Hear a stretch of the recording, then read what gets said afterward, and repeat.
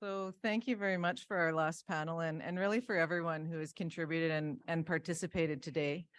I want to say this is maybe the fourth or fifth year I've been invited to provide closing remarks, either for the summit as a whole or in this case for today. Partially, I think that's because they tend to realize I'm concise. So while they did give me 30 minutes, I promise I will not take 30 minutes. I wanted to start, though, by bringing some comments from Minister Qualtrough. She really wanted to be here today to actually welcome everyone to the summit, but she's traveling, and then her remarks arrived late. We were already well underway, but it's never too late to hear from Minister Qualtrough. And Minister Qualtrough is Canada's Minister of Employment, Workforce Development and Disability Inclusion, and she really wanted to welcome everyone here today to the summit. Congratulations to the Autism Alliance of Canada on your 9th annual summit. This is such an important gathering of organizations, self-advocates, and families who are making sure Canadians with autism are included and can meaningfully participate in every aspect of our society. As a government, we are committed to making Canada more disability inclusive. We laid the foundation for this work with the Accessible Canada Act. This act became law in 2019 and set Canada on a path to become barrier-free by 2040. We established Accessible Standards Canada, which published the first set of Accessible Canada regulations in December 2021. We also released Canada's first ever Disability Inclusion Action Plan last fall. The action plan has 4 pillars: financial security, employment, accessible and inclusive communities, and a modern approach to disability. Across all 4 pillars, the Disability Inclusion Action Plan challenges our government and the networks and systems we operate in to do better. It challenges Canada to be better. A foundational element of the Disability Inclusion Action Plan is the Canada Disability Benefit, a federal income supplement for working-age persons with disabilities. Legislation to create this benefit is currently before Parliament. With the Canada Disability Benefit, we have a chance to lift persons with disabilities out of poverty and correct the long-standing social and economic exclusion that is the lived experience of so many persons with disabilities. Canada is becoming a country where the principle of nothing without us is ingrained in every aspect of our society, but we know there is still so much work left to do. Right now, Canada doesn't know how much it is missing. With leaders like the Autism Alliance of Canada, I know we are going to get there.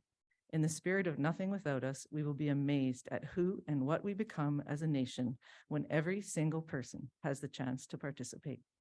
Let's continue working together to build a better, more inclusive country. So those are Minister Qualtrough's remarks. So today the theme was, what can we learn, adopt, and implement? And, really in the context of looking at other national autism strategies and thinking about a national autism strategy for Canada. And, Senator Bernard this morning said it really well. We don't want a national autism strategy because we like fancy words and glossy paper that sits somewhere in some archive. It's really about having, hopes and expectations and beliefs that it'll make a difference in people's lives on a day-to-day basis. So, for me, I was reflecting, okay, what is a strategy? We talk about national autism strategy. That word was probably said 100,000 times today, but what is a strategy? So it is a general plan to achieve one or more long-term and overall goals or objectives. And a key thing about a strategy is it's intended to be meaningful under conditions of uncertainty or complexity, right? So that's what a strategy is. It's a very complex situation, but you need to have a plan to move forward on some shared objectives. So you can think of it as a vision or a plan or a blueprint for the future. It needs to have specific goals. You need to have then plans on how you're going to move forward on those goals to achieve them. And then you need some metrics. How do you define success? How do we determine if we're being successful with this strategy? And then I got thinking, okay, so then like a strategy, that's great. Is it motherhood and apple pie, or what does it actually accomplish? And how does that differ from policy? So policy, we heard a great example. You'll have strategies and you'll have objectives, and then somebody will implement a policy, and a policy is actually, those rules or regulations that form the basis of how people make decisions on a day-to-day basis. So we need to start with a strategy, but then we need to do the work around policies that will have the right outcomes and achieve those objectives and avoid the unintended impacts, like the daycare example that we just heard about. So the Public Health Agency of Canada has committed to creating a national autism strategy. Fantastic. They engaged the Canadian Academy of Health Sciences to lead a broad and inclusive assessment process to inform the development of this strategy and to ensure that it will be responsive to the needs of the community. So that report came out in May of 2022. They then hosted a national autism conference in November of 2022. Many people in this room participated in both of these activities or even at least listened in on these activities. The conference was to bring together views from the community to solidify priorities to help develop a national autism strategy.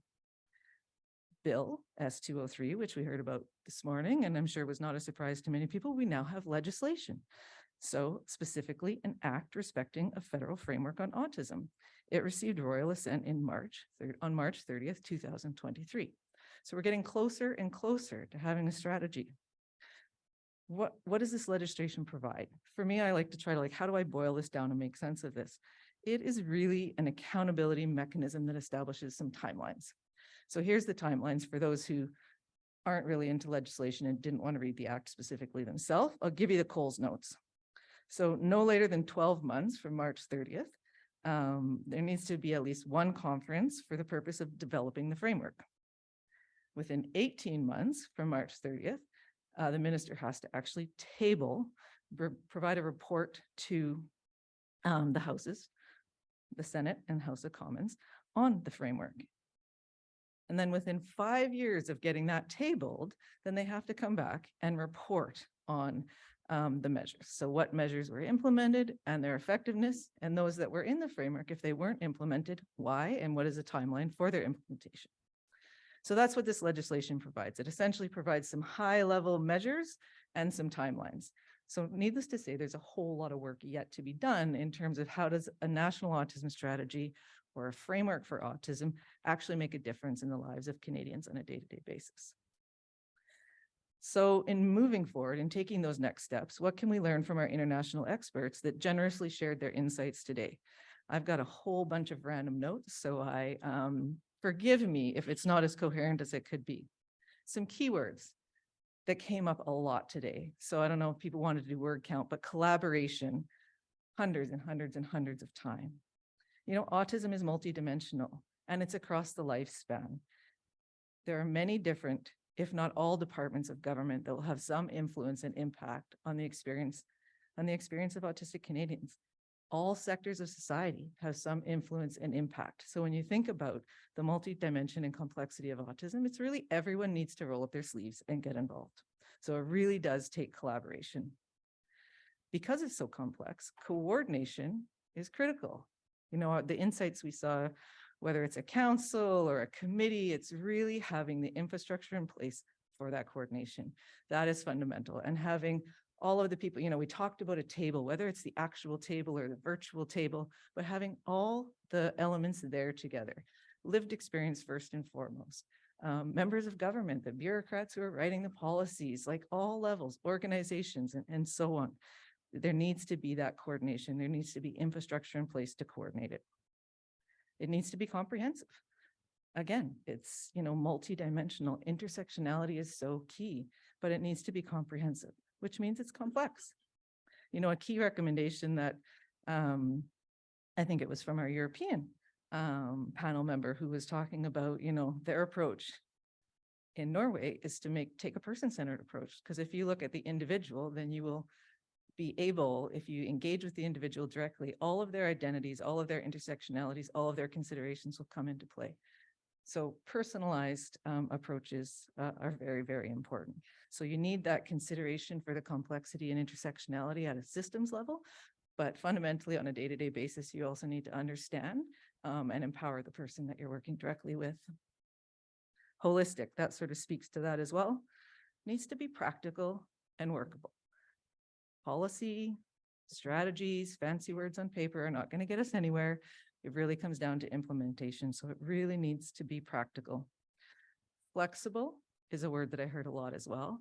And what does that actually mean in terms of flexible? I think, it can mean a lot of different things, but one of the things that stood out for me today was that it needs to be iterative. Let's not let perfection get in the way of progress.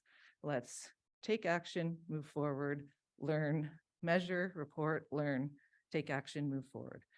There needs to be that ongoing monitoring All of this, of course, requires some funding, quite a bit of funding, public funding. So, I heard it more than once, a strategy or a policy or an intent without the resources behind it is essentially useless. So we do need to look at what are those priorities and how do we move them forward? How do we define success? Metrics, data is another theme that came out a lot today. We really need to understand how are we doing? And that all starts from how do we define success? And I think an important part of defining success is who defines success. We really need to empower autistic Canadians to be part of defining what will mean success for a national autism strategy. Accountability. Accountability to me is really transparency. It was mentioned today, we often learn the most from our mistakes. So you need to be brave, move forward, make decisions, understand how things are going, and course correct and do better over time. Authentic engagement was another key theme today. Don't just go through the motions and check boxes. Truly engage authentically and engage in an ongoing way. Again, we want to move forward.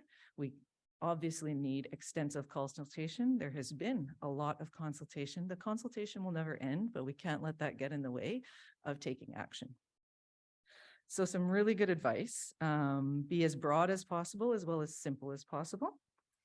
Use a strength-based approach. Really think about that capacity building within existing systems. If all teachers have training and understanding of autism, that will improve all classrooms. Not everyone's going to be an expert on autism, but guess what? They have students in their classrooms who are experts on their self and their natural supports. And if they have a solid foundation in training, it will provide a better classroom experience.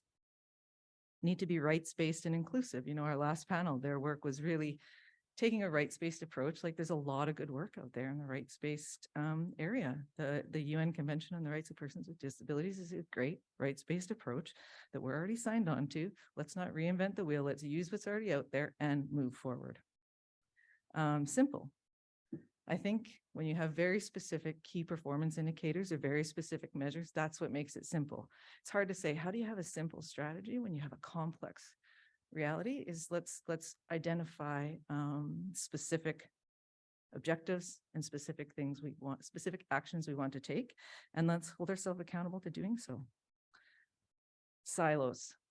We talk a lot about silos and the importance of breaking them down. So, our speaker from Malta was talking about they're obsessed with silos and territorialism. And often in Canada, we use the excuse, such a big country, so different province to province and whatever. So just to put things all in perspective, Prince Edward Island is 18 times the size of Malta.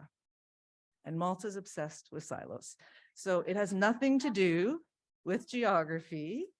Silos are really a part of the human condition. So we as people need to make the effort to break down the silos, break down the walls, and not hide behind excuses like, well, in Alberta, we like to do it this way. And that's so far over there. So, and we have Malta, like the most densely populated European country, talking about silos and territoriality. And we have Europe, which is a little bit more comparable to the size of Canada, but still smaller, talking about how much they're collaborating and extending. Really, people need to move beyond themselves and really embrace that spirit of collaboration and coordination, and that will help break down those silos. Time was another critical thing that was talked a lot about today. So, it is a really important element for consideration. You need to take the necessary time for consultation. At the same time, time is of the essence to take action. So being sensitive of time, you need to move forward, and it's an ongoing process. So, I often say what gets measured gets done. So I'll give you a Tim Hortons analogy. I don't know if you've ever, so Tim Hortons, for those who aren't familiar, is a place where people get coffee. And there's the drive-through option to get your coffee, or you can walk in. But Tim Hortons are held accountable on the time it takes people to go through the drive-through. So I lived in a small town in northern Alberta, and I like to go into the Tim Hortons, and I would watch at least 20 cars go through the window and be served before I got served, even though I took the effort to get out of my car and come talk to the people. But what gets measured gets done. right? So focus on those specific key performance metrics and what do we want to hold ourselves accountable for, and that's what will happen. So yeah, on time and the consultation, I want to say, so you need to identify the right people over and over and over again, take the time for consultation, then just frankly draft a strategy, then consult again. So consult on the hypothetical strategy.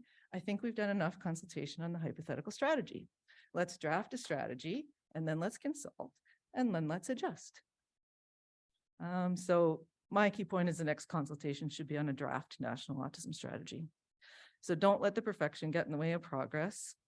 Implementation is key. Data is important. Evidence is fundamental. So the summary for today, some of the final sort of remarks from our earlier panel, there was three key things that stood out for me. So solution-focused action.